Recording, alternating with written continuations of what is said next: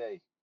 So I was playing paddleball this morning and I got to thinking about that famous line from one of the Rocky movies where Sylvester Stallone says in his famously rough voice, "It ain't about how hard you hit, it's about how hard you can get hit and keep moving forward. That's how winning is done." And we're all motivated and moved by this because here you have the champion of the world, this famous boxer, and he's saying it's not about hitting, it's about taking challenges. But the truth is that it sounds good for the movie, but that's not really the full picture. And I think that if we study this, it helps us to implement strategies to be happier, not to fall into sadness, depression, anxiety, things like that. What do I mean? When somebody's playing paddleball and boxing or anything, it's not about being on the offensive and it's not being defensive, but rather it's both. You could be amazing at saving every ball, but if you're not good at getting that ball to a spot where your opponent can't get it, you're never going to win. And the same thing, you might be the most coy, sneaky player, but when the ball comes to you, if you can't defend, you're going to lose. So when Sylvester Stallone, pardon me for debating him, says it's not about it's how hard you hit, it's about the hits you could take. What he fails to mention is you do need to hit. You need a balance. In order to be happy in life, you need to have an offensive and a defensive in your thinking system. And this is the problem most of the time is that when somebody gets overwhelmed, they start panicking and they either get catty and offensive and they want to get the person or they need to protect themselves so they get all aggressive, but they leave a vulnerable opening from their offense and also personally from themselves within their mind because they're not thinking about both parts. And if a person is thinking about strategizing how they're going to defend themselves, they also are not busy making a plan of how they're going to handle the situation.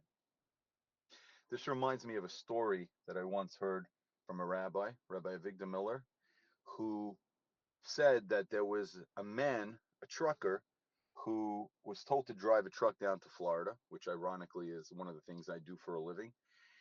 And he was warned by his boss that if he brings back one scratch on this truck, he's done. Brand new truck, shiny white. He wants it the way he gave it. So he drives all the way down to Florida. He's so careful. He's so cautious. He's doing a wonderful job. Fantastic. He brings it back, and the owner opens up the back of the truck, and there's nothing there. And he goes, "Where's the merchandise?" And he says, "What are you talking about? But look how I brought it back. It's perfect. Not one scratch on it." And of course, as we can imagine, the boss says, "What are you doing? Come on. What kind of idiot are you? That was part of it. You were meant to keep the truck in good shape, but you were also meant to do your job and fill it up." And the rabbi was saying this in relation to life, that we have two parts. We need to build ourselves with wisdom, fill ourselves up, if you're Jewish, with the Torah, but at the same time, you need to keep the truck shiny. You have to have good character traits. And I would like to suggest and apply this to life in general. If a person wants to stay balanced, they have to be able to be on an offensive and a defensive at the same time. And there's only one way a person can accomplish that, by staying calm. And I think this is why in the addiction facilities they say let go and let go God, because the concept that a person can win while they're aggressive, while they're hyper, while they're excited, they got lucky. But if you want to have a strategy for life, you need to be so calm, like when you box in the ring and you're hitting hard, but you're breathing relaxed. If you go, you're going to steam out. That's not the way to fight.